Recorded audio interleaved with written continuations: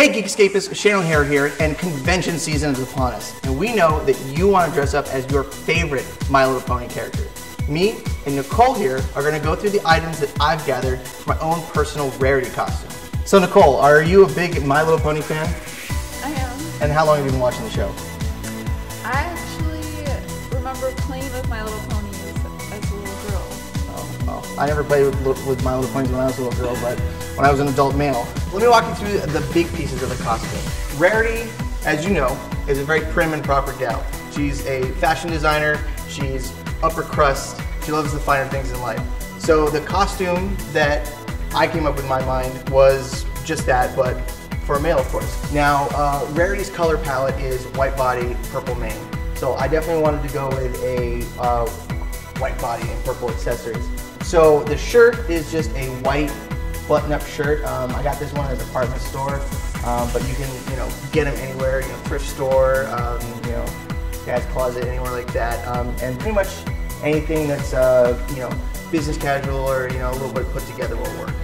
The pants, I went with white slacks. I think jeans or corduroys or anything wouldn't be upper class and that fancy look. I got these ones at Target, but really the simplicity of this costume is you can get most of the stuff anywhere. You can find some white pants at Value Village, Goodwill. Again, you can raid your dad's closet if he's got some tight white pants. Definitely tighter the better. I wanted a big purple centerpiece that drew the eye in, as you say. So I went hunting for this purple vest, and I just got this at a Men's Warehouse. The male version of the character is fairly skinny and pencil thin, and I obviously am not. So a vest covers that up and makes your line nice and thin. It was tough to find a purple vest that fits someone of my frame. So this not so easy. Does the hue of the vest matter? Yes, it does.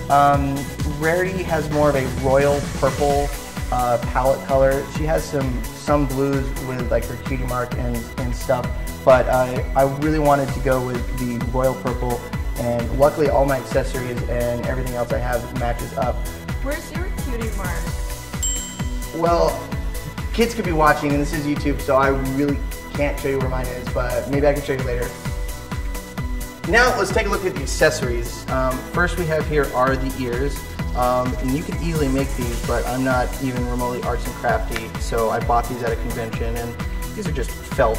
So if you're good with you could definitely make your own ears. I'm not even remotely arts and crafty enough to do this, so I bought these. But if you are good with some felt and needle and thread, you can certainly make this. It's just a beret or a brooch, and that just clips in your hair right there. This is the tie. I found this awesome My Little Pony themed tie from mylittleties.com. Shout out to Igor. Thanks for getting this to me so fast. And he's got a little Rarity cutie mark tie bar up there. So that really ties everything together, and it stands out on the white shirt. The character Rarity is a fashion designer. She owns a boutique. So a nice fan favorite accessory is a tape measure. I got this at I think a Walgreens or a Kroger or something. Another last minute addition.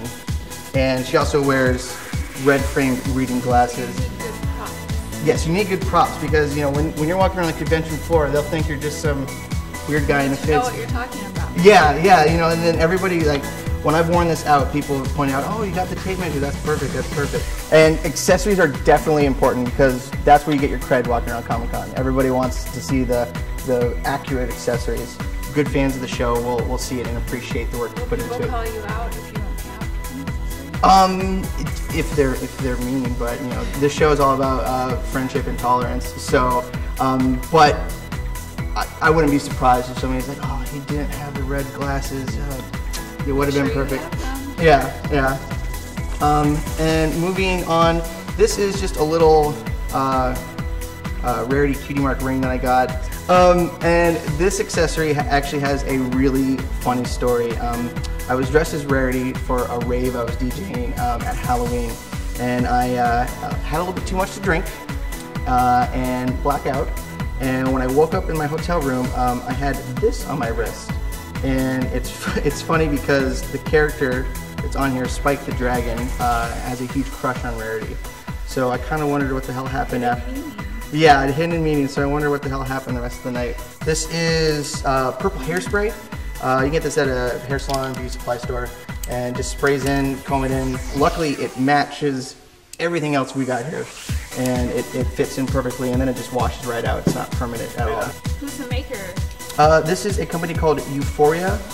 Euphoria spelled with an F, and you can... Do you recommend that one? Yes, I did have another hair dye that was called hair chalk, and you mixed it with hair gel, and it was just like it felt just like chalk, and that was a real pain in the ass to get in your hair. Got all over the place. So use a spray. Yeah, use the spray. The hair chalk was not good, and it was off a little bit. What about wigs? You can do wigs, but I had my hair cut short, and I feel that the character, either you're gonna go with either the opposite spectrum of the really short hair or long with a ponytail, like like a fancy modern guy. But I like my hair to short, and I think it fits for the character, so hair dye was the best option. Second to last, penultimate, are the shoes. These are just some white shoes I've had forever. I don't know where the hell they came from, but they're a little beat up, but you can find something like that at a thrift store, or if you're lucky, a department store or something like that. And moving on to the tail, which I feel is the most important part of the costume. Lets everybody know that you're a pony, you're a horse. I had a couple of tails in the past. One was more feline, didn't really work. It made me look really goofy. But I snagged these pigtails, which have butterfly clasps built into them that you can just actually clip to your hair. And my girlfriend, who is a hairdresser and makes wigs, took them apart and reattached them to this lanyard and gave them a rib, so that when you clip it to your belt, it flows, and it looks very realistic. It looks creepy realistic, is what she said. And the one thing that I am missing that didn't make it here in time was the horn. Rarity is a unicorn who's a magic user. And I had a couple of horns that were on their way here that we're gonna tie the costume together, but they didn't get here in time. And I got them on Etsy. They were just simple resin horns. You can get them from. You can make your own horn if you're good with sculpting or resin, but again, not my expertise. So I just bought them, and they come with little elastic straps that you can just tighten down. And luckily they would most likely accept the hairspray, so it would blend in pretty easy. So but that's the only thing missing. So what does all this look like put together? I'm so glad you asked. And there it is. It's that easy. And this is how I look fabulous as Rarity on the con floor this year. It's so magical, except you still don't have a horn. I know. You don't need to remind me. I have a horn. Maybe I can borrow yours. Maybe show me that cutie mark. See you on the con floor. Hey everybody, thanks for watching the video. We had a lot of fun making it. So please like the video and subscribe to Geekscape TV, because we're going to be putting out tons of new content this con season. Now, you guys, what's your favorite cosplay? And who's your favorite pony? Leave a comment below.